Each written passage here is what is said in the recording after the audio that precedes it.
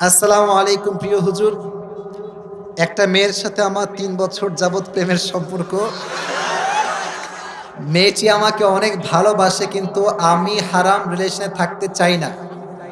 আর আমাদের দুই পরিবার আমাদের সম্পর্ক মেনে নিচ্ছে না। এই পরিস্থিতিতে আমরা কি পালিয়ে বিয়ে করতে পারবো? আচ্ছা আচ্ছা, এই হাসাহাসি না, এটা সিরিয়াস কোয়েশ্চেন। এর কারণটা হচ্ছে, মেয়ে চায় আমি হালালে যাব, ছেলেও চায় আমি হালালভাবে বিয়ে করব, কিন্তু মাইয়ার বাপ বলে তুমি ইস্টাবলিশ না হইলে আমি আমার মাইয়া দিতে পারতাম না। এরকম বাপ আছে না নাই?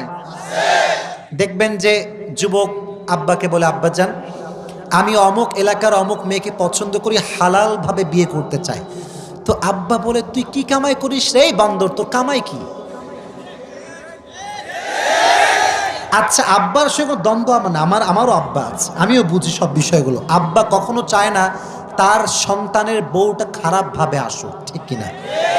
কিন্তু আব্বা যান, একটা কথা বোঝেন তো, এই যে আমরা 3 বেলা ভাত খাই, খাই কি খাই না? কথা কোন, খাই কি খাই না?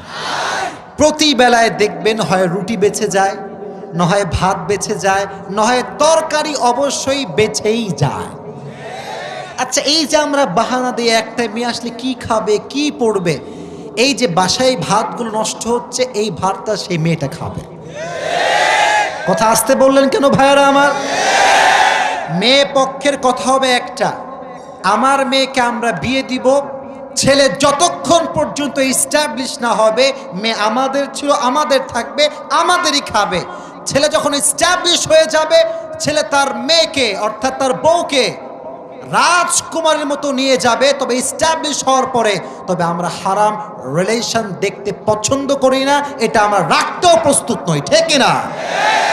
আর আব্বা বলবে, ঠিক আছে বাবা তুমি বিয়ে করে নাও, যতক্ষণ পর্যন্ত ইস্টাবলিশ না হচ্ছে আমি তোমাকে সাপোর্ট দিব। যদি প্রত্যেকটা পরিবার এই মেন্টালিটি বিলং করে, গার্লফ্রেন্ড বয়ফ্রেন্ড রিলেশন বাংলাদেশ থেকে চিরতরে বিদায় হয়ে যাবে। মেক ইট হালাল and make it easy, take it easy, make it easy। সহজ করে দেন, যুবকরা জেনা করবার সুযোগ আর খুঁজে পাবে না, ঠিক না? তো যুবক, তুমি পালিয়ে বিয়ে করার চিন্তা টোটালি বাদ দিয়ে দাও, খবরদার এই কাজ করো না। হাদিস শোনো, রিদাউর রাব্বি ফি রিদাইল ওয়ালিদাইন ওয়া সাখতুর রাব্বি ফি সাখতিল ওয়ালিদাইন। যার আব্বা আম্মা খুশি তার উপরে আল্লাহ নিজেই খুশি হয়ে যায়। সুবহানাল্লাহ পড়তে পারলেন না আগে? ওয়া সাখতুর রাব্বি ফি সাখতিল ওয়ালিদাইন। আর যার আব্বা আম্মা তার উপর অসন্তুষ্ট হয়ে যায়, তার রবও তার উপর অসন্তুষ্ট হয়ে যায়, ঠিক কিনা? এজন্য যদি পরিবারের সুখী হতে চাও, ভালো হতে চাও, মনে রাখবা আব্বা আম্মার দোয়া নিতে হবে। আর হ্যাঁ, আর লাস্ট কথা, এটা বলে দোয়া করে দিব। আর একটা কথা, মেয়েরা কিন্তু আবেগী হয়, আবেগী হয়। যেই মেয়েকে তুমি আজকে যে সুন্দর রূপ দেখে বিয়ে করবা, পালিয়ে গিয়ে এই মেয়ের রূপ চেঞ্জ হতে 1 ঘন্টা লাগবে, আর বেশি লাগবে না।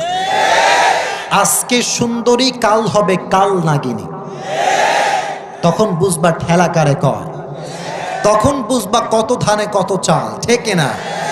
সো কোন রকম উল্টা পাল্টা পদক্ষেপ নেওয়া যাবে না, কারণ লাইফে বিয়ে হবে একটা, সবচাইতে ভালো মেয়েকে আমি চেষ্টা করব বিয়ে করবার জন্য, ঠিক না? পালিয়ে বিয়ে করুন। আল্লাহ তাআলা যুবককে সেই তৌফিক দান করুক। সকলে জোরে সরে পড়া আমিন।